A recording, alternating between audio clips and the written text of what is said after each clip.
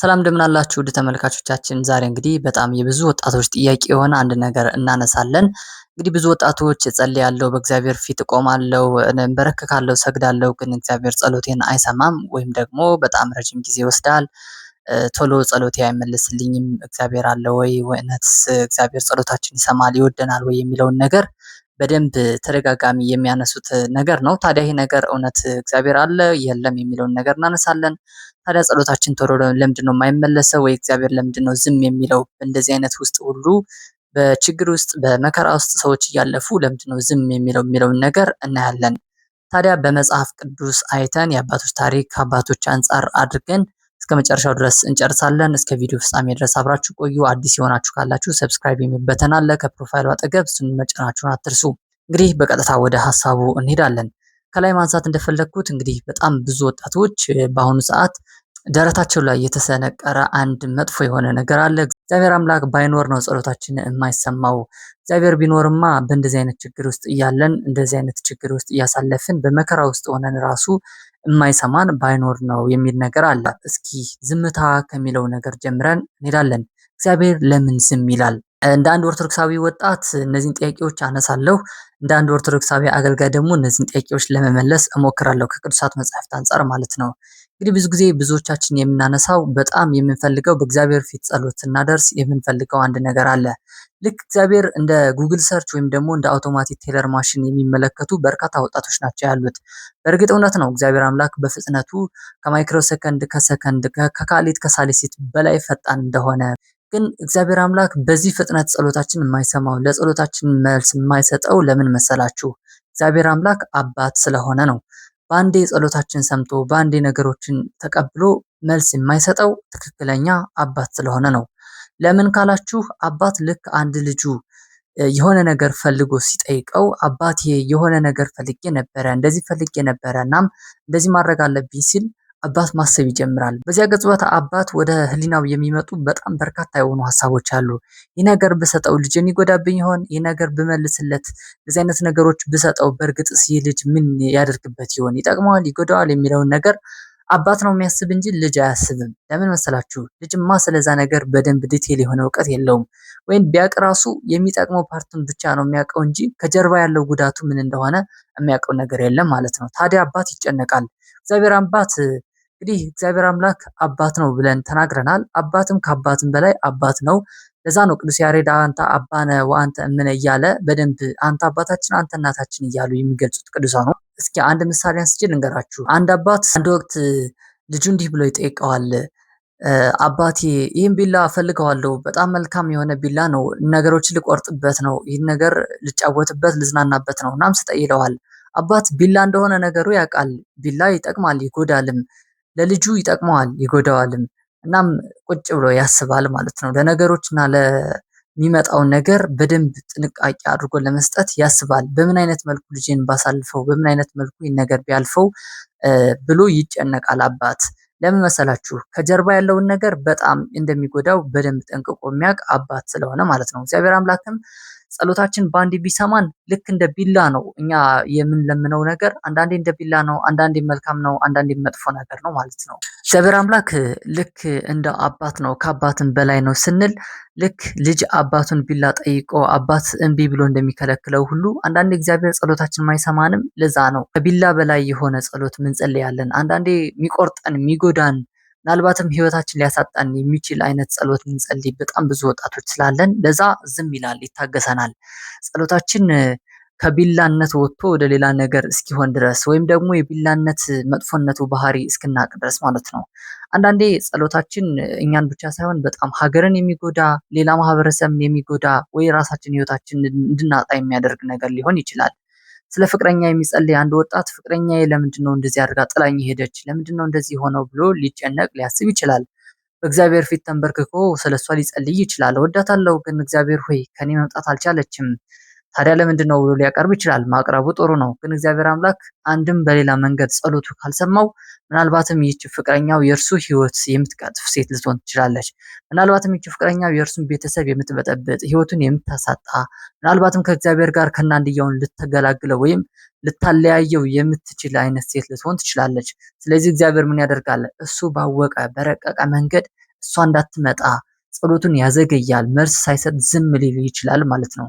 ስለዚህ በዚህ መልኩ የእግዚአብሔርን ጸሎት የማይሰማበት ትልቁ ነገር ምንድነው የሚለውን ነገር እንደ ወጣት መመርመር፣ እንደ አማኝ መጠንቀቅ ያስፈልጋል ማለት ነው። ከቅዱሳን አባቶች ትምህርት አንጻር ቅዱስ ዮሐንስ አፈወርቅ ምን ይላል መሰላችሁ? እግዚአብሔር ጸሎታችን ወዲያውኑ ካልመለሰልን ካለንበት በላይ ከእርሱ እንድንቆይ ስለፈለገ ነው ይላል። አሁን ካለንበት ከእግዚአብሔር ጋር ያለን ግንኙነት፣ ያለን ቅርበት፣ ያለን የፍቅርና የልጅና የአባት ፍቅር፣ የአምላክና የተገዢ ፍቅር ከዛ በላይ እንዲሆን ስለሚፈልግ ጭምር ነው።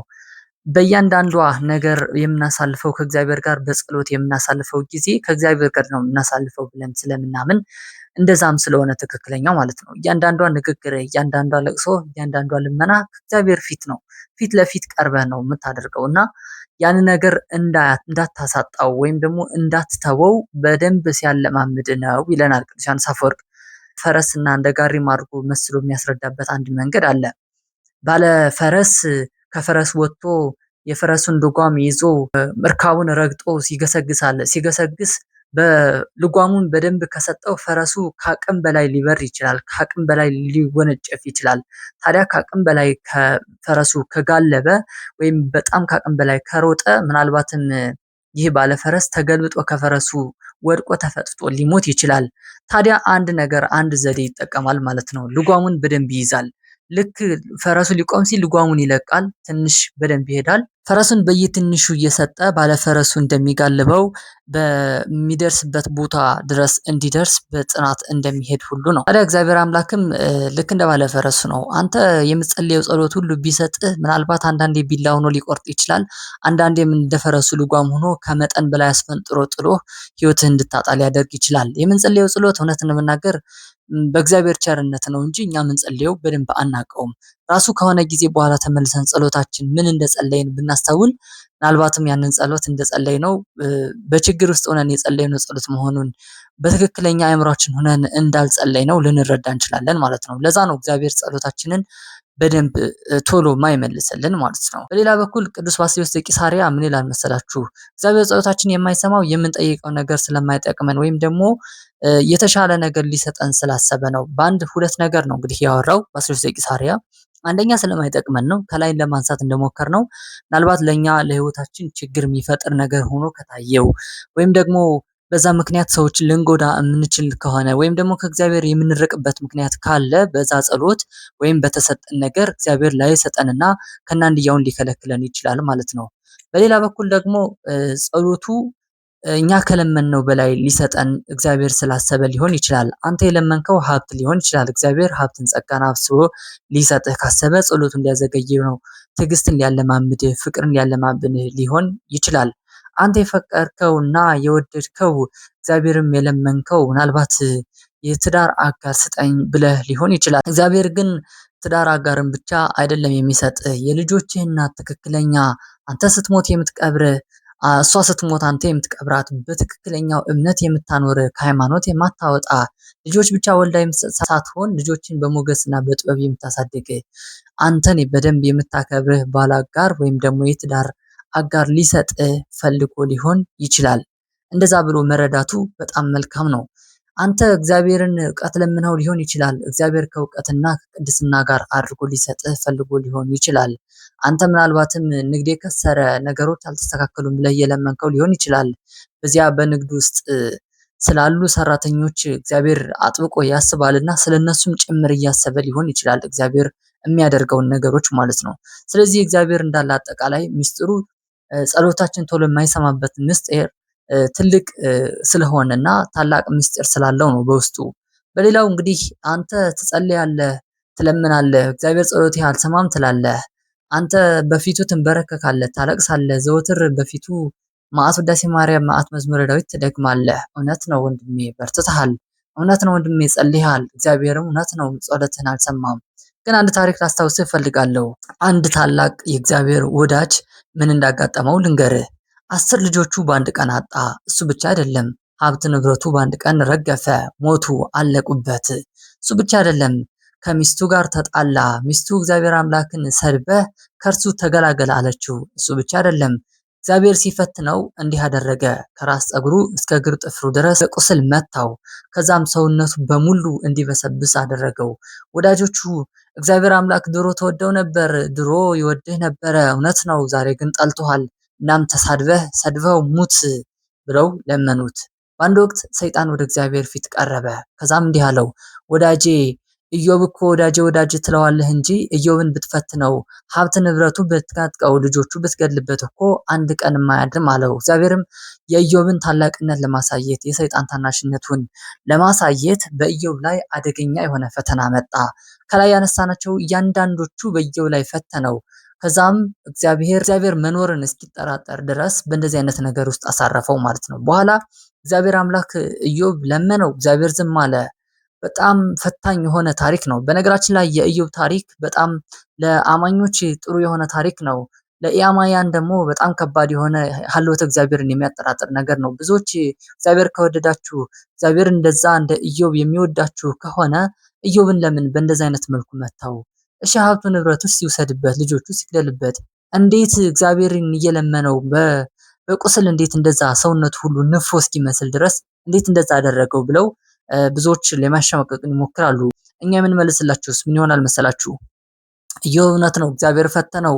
በሰይጣን ምክንያት ሀብቱን፣ ልጆቹን፣ ንብረቱን አጥቷል። ግን መጨረሻ ላይ ያደረገውን አላያችሁምን? ድሮ ኢዮብ አይኖቹ ሀብቱን የሚያይበት አይን ነበረው፣ ልጆቹን የሚያይበት አይን ነበረው። በኋላ ግን ኢዮብ ከቁስል በኋላ እግዚአብሔርን የማይ አይኖች ተሰጠው። ለዛ ነው ሀበነ አዕይንተ ልቡና ዘይርእዩ ኪያከ አቤቱ ይላል።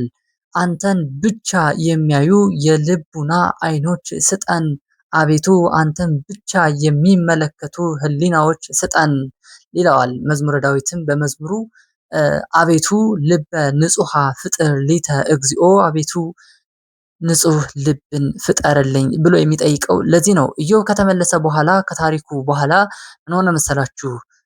ድጋሚ ወደ እግዚአብሔር ተመለሰ፣ ልጆችም አገኘ፣ ሀብት ንብረትም ተመለሰለት። እናም እግዚአብሔር ሲያገለግል ኖረ። ሰይጣን ውርደቱን አሸነፈ፣ ፈተናውን አለፈ።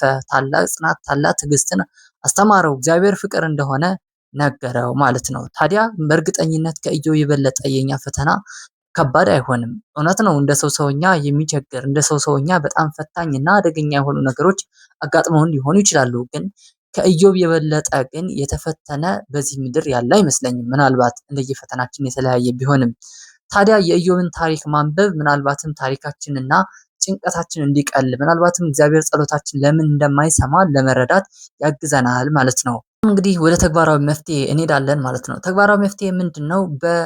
ያየናቸውን ነገሮች እስካሁን ያወራናቸውን ነገሮች እንዳጠቃላይ በተግባር ማድረግ ያሉብን ነገር ነው። ስንጸልይ በእግዚአብሔር ፊት ስንቆም የምናደርጋቸውን ነገሮች እያንዳንዱ በዚህ መልኩ መሆን አለበት። አንደኛ ጥርጣሬህን አትሸሽገው። በእግዚአብሔር ፊት ያለህ ጥርጣሬ እውነት ነው፣ ትጠራጠራለህ። እግዚአብሔር መኖሩን አለመኖሩን ትጠራጠራለህ። ግን እግዚአብሔር ድጋሚ እንዲህ በለው፣ አቤቱ በልቡናዬ ተጠራጥሬአለሁ፣ በከንፈሮቼም አንተ አለመኖርህን ክጄ ሊሆን ይችላል። ጨነቀኝ፣ ቸገረኝ፣ እናም ጽኑ ልቡና ስጠኝ። አንተን መኖርህን የሚያረጋግጥ ልቡና፣ ኃይለኛ የሆነ ህሊናና ጭንቅላት ስጠኝ ብለህ መለመንህን አትሸሽ ብለው አባቶቻችን ይመክሩናል። ሌላው ጊዜን አትወስን ነው። ዛሬ የጸለይከው ጸሎት ዛሬ እንዲመለስልህ ጊዜ ወስነህ ለእግዚአብሔር አትስጥ። ዛሬ የለመንከው ልመና የዛሬ ወር እንደዚህ መሆን አለበት፣ የእግዚአብሔር ይህን መሳካት አለበት ብለህ ለእግዚአብሔር ጊዜና ወሰን ሰጥተህ አትለምን ብለው ይገስጹናል። አንዳንዶች ምን አይነት ስህተት መሰላችሁ የሚፈጥሩት? እግዚአብሔርን ሲለምኑት እንዲህ ብለው ይለምኑታል። የዛሬ ወር አንዲት ፍቅረኛ ማግኘት መቻል አለብኝ። የዛሬ ወር ሀብቴና ንብረቴ እንደዚህ መሆን መቻል አለበት። የዛሬ ወር ልጄ እንደዚህ አይነት ደረጃ ላይ መድረስ መቻል አለባት። የዛሬ ዓመት እንደዚህ መሆን መቻል አለበት ብለው ጊዜና ውሳኔ ገድበው ለእግዚአብሔር ተመን አውጥተው ጸሎት ያደርሳሉ። እግዚአብሔር እንደሱ አይደለም። የስራ ጓደኛ አይደለም። ይህን ፕሮፖዛል አቅርብልኝና የዛሬ ወት ማረቅ አለበት፣ ይህን ጨረታ የዛሬ ጊዜ መሳካት አለበት ብለህ የምታቀርብለት ፕሮፖዛል የምታቀርብለት ወይም ደግሞ የሴልስ ማኔጅመንት ባለሙያም አይደለም። እግዚአብሔር በእንደዚህ አይነት ጊዜ ይህን ነገር አልቆ ጨርሰህ እንደዚህ ማስረከብ አለብህ ብለህ የምታዘው የስራ ባልደረባ ወይም ደግሞ የስራ አጋዥህ አይደለም። እግዚአብሔር አምላክህ ነው። እግዚአብሔር አንተ ከምታየው ከፊት ለፊትህ ከምታያቸው ነገሮች በላይ ከኋላ ከጀርባ ያሉት ነገሮች ያስጨንቀዋል እና እግዚአብሔር አምላክህ ነው። ለዛም ጊዜ አውጥተህ ወስነህ መጸለይ የለብህም ይሉናል አባቶቻችን። እናም ወጣቶች ይህን ነገር በደንብ መጠቀም ይኖርብናል። በሌላ በኩል ሂደቱን ተመልከት። እንግዲህ ጸሎት ባይመለስ እንኳን በዛ በጸሎቱ ውስጥ ምን ያህል ትዕግስተኛ እንደሆንክ፣ ምን ያህል እግዚአብሔር ፍቅር እንዳስተማረ፣ ምን ያህል ከእግዚአብሔር ጋር እንደተነጋገርክ። እያንዳንዱ ጸሎት ከእግዚአብሔር ጋር መነጋገር ነው። እያንዳንዱ በእግዚአብሔር ፊት የምናቀርባት ጸሎት ከእግዚአብሔር ጊዜ ማሳለፍ ነው ብለን ስለምናምን ያችን ነገር ራሱ ማግኘታችን ትልቅ ደስታ ነው። እውነት ለመናገር እንደ ክርስቲያን ለኛ ስናስበው ማለት ነው።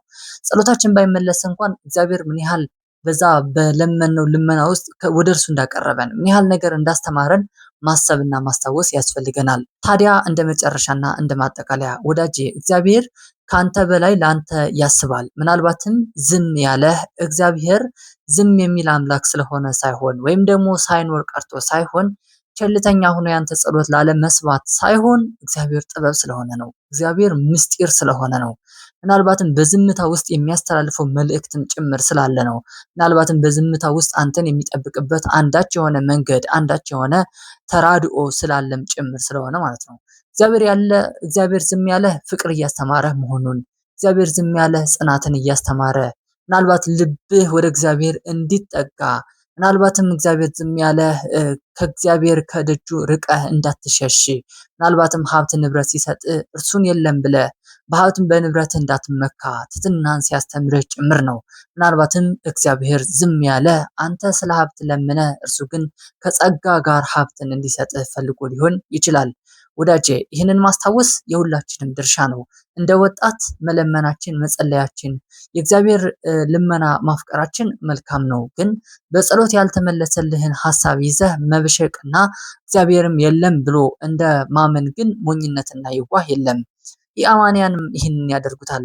በአንድ ወቅት እግዚአብሔርን እንዲህ ብለው ይፈትኑታል። የአማንያን በእውነት እግዚአብሔር ካለ ይህንን ነገር ማድረግ አለበት፣ በእውነት እግዚአብሔር ካለ ጦርነቱን፣ ስቃዩን፣ የህፃናቱን ሞት ማስቆም አለበት ብለው እግዚአብሔርን ለመፈተን የሚሞክሩ ኢድኩማን የሆኑ በጣም ደካማ የሆነ ሀሳብ ያላቸው በጣም እግዚአብሔርን እንደ አንድ ተራ ሰው እንደ አንድ ንጉስ አድርገው መፈተን የሚፈልጉ በጣም ብዙ በርካታ ሰዎች አሉ። እኛ አንድ አማኝ፣ አንድ ኦርቶዶክሳዊ፣ አንድ ክርስቲያን፣ በክርስቶስ ክርስቲያን የተሰኘ አማኝ ከሌላው ሰው የሚለየው ጸሎቱ ሳይመለስለት ሲቀር ራሱ እግዚአብሔር ይመስገን የሆነውም ያልሆነውም የተደረገውም ያልተደረገውም ለበጎ ነው ብሎ ሲያምን ያ ትክክለኛ እምነት ይባላል ማለት ነው። አንተ እንዳንተ እግዚአብሔር ጸሎቴ ካልመለሰልኝ ብለው ይሄዱማ በርካታ ናቸው። እንደነሱ ከሆንክማ አማኒ ሆንክ ማለት ነው።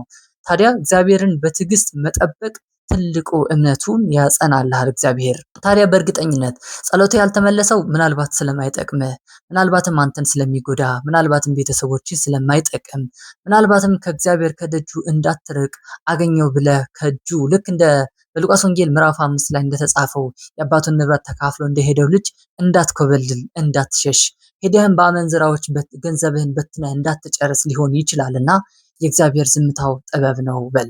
የእግዚአብሔር ዝምታው ፍቅር ነው። እግዚአብሔር በዝምታው መልስ አለው። አድምጠው ዝም ብለህ እሱን ማሰብ መልካም ነው። ለዛሬ ያስኩላችሁ ሀሳብ ይህንን መስል ነበረ። በእርግጠኝነት ይህን ሀሳብ እስካሁን አብራችሁ ከቆያችሁ ወዳችሁታል ብዬ አስባለሁ። ታዲያ ከወደዳችሁት ለወዳጅ ዘመዶቻችሁን በደንብ ያስፈልጋል ብላችሁ ታምኑበታላችሁ። ሼር ማድረጋችሁን አትርሱ። አዲሶች ካላችሁ ላይክ እና ሰብስክራይብ ሼር ማድረግ አይረሳ እንላለን። በዚህ ቪዲዮ በዋናነት መንፈሳዊ የሆኑ ነገሮችን አውርተን ጨርሰን እንወያይበታለን። እንግዲህ ሀሳብና አስተያየት ካላችሁ በኮሜንት ማሳረፍ ትችላላችሁ።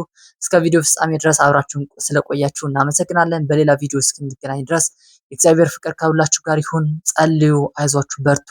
እናንብብላችኋለሁ። ሰላም እግዚአብሔር ከሁላችን ጋር ይሁን።